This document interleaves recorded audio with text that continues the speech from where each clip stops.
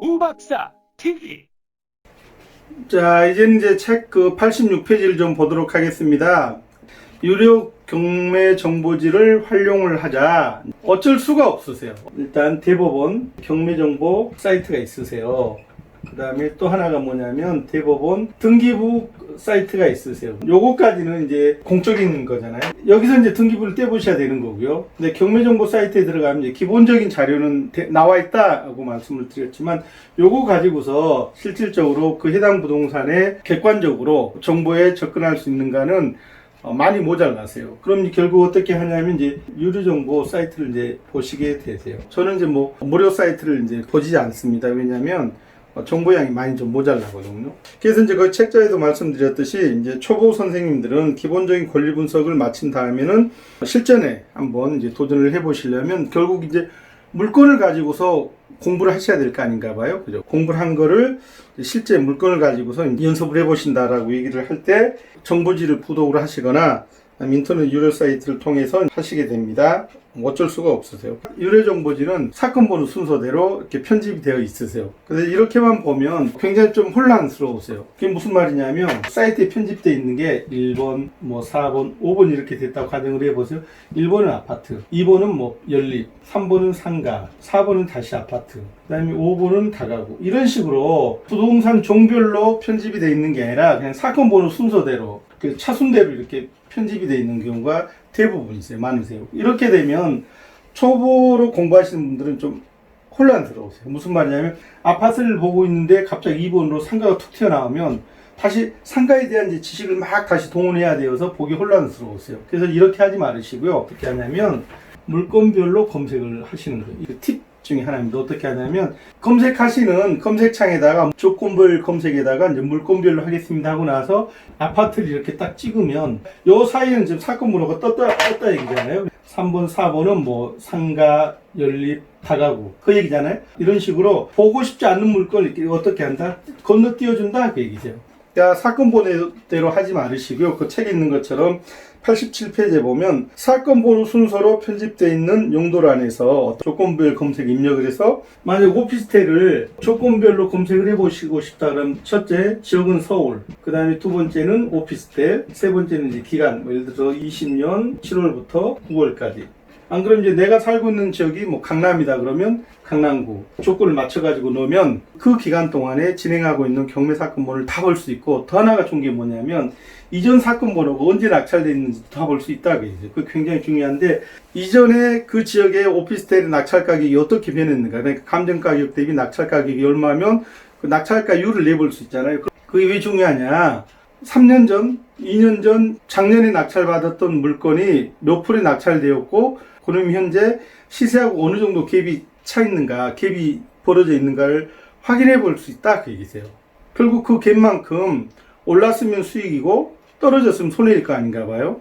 그러니까 그걸 따져보면 감정가격 대비 몇 프로에 응찰을 하면 낙찰을 받을 수 있겠냐 하는 기준을 삼을 수도 있잖아요. 중고점을 찾을 수 있다 그 얘기세요. 여담이고 팁입니다. 우박사 TV. 요즘 이제 그 갭 투자, 그 깡통 물건에 대해서 굉장히 이제 부정적이고 비판적인 기사들이 많으세요.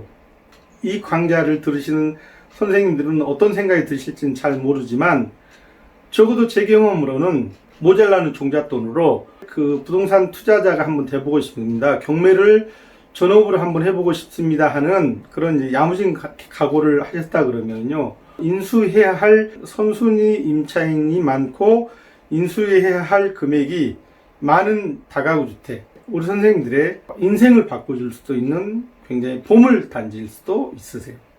물론 거기까지 가시려면 공부를 많이 하셔야 되고 경험을 많이 하셔야 되는 것은 맞습니다만은 보물도 그런 보물이 없어요. 경매 물건 중에서도 그렇게 속편하게 경매를 할 수 있는 종별이 바로 깡통 다가구 주택이다.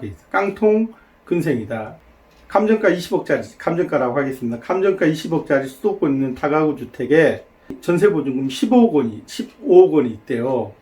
근데 그 물건에 10억 원을 물어줘야 된대. 그게 뭔 소리야. 그러면 그 물건은 얼마에 낙찰돼야 되냐면 20억짜리니까 한 75% 낙찰이 된다면 15억이 낙찰이 된다 가정을 하는데 그 부동산에 임차인이 15억 원 있대요. 근데 15억 원 중에 10억을 추가로 물어주어야 된답니다. 그러면 나중에 얼마의 낙찰을 받아야 된다고? 5억에. 계산이 복잡하다고요?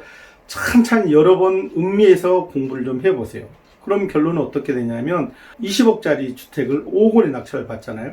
그런데 그 기존의 세입자들은 15억 원이라며. 근데 그 15억 원짜리 임차보증금들은 뭐 6년 전에 들어온 사람도 있고 4년 전에 들어온 사람도 있을 거 아니에요. 심지어 10년 전에 들어온 사람도 있을 거고 10년 전에 어떤 다가구 주택에 임차 전세보증금이 1억 원이었답니다. 근데 10년이 지났대. 근데 그 기존의 세입자는 10년 전에 살았대. 근데 10년 지나서 낙찰을 받아서 내가 다시 재임대를 해보니까 임차보증금을 얼마를 받을 수 있단다? 2억 원을 받을 수 있단다 하면 현재 시세로 임차보증금을 얼마를 받을 수 있다는 얘기냐면 이건 이제 옛날 거니까 잠깐 양보해서 곱하기 1.5배만 한다고 하면 이전에 15억 원 전세보증금이 지금 시점에서는 25억 원도 될 수 있다 그 얘기죠. 감정가가 20억인데 임차보증금으로 20억을 받을 수 있다니까요. 100% 깡통이잖아요. 이런 얘기 한다고 돌 던지시면 절대 안 되세요. 제 유튜브를 보시는 분들한테 정말 투자의 팁을 드리고 한번 인생을 바꿔보시라는 수단으로서 무기로서 경매가 이렇습니다라는 것을 말씀드리려고 저도 상당한 정도 각오를 하고 말씀을 드리고 있습니다.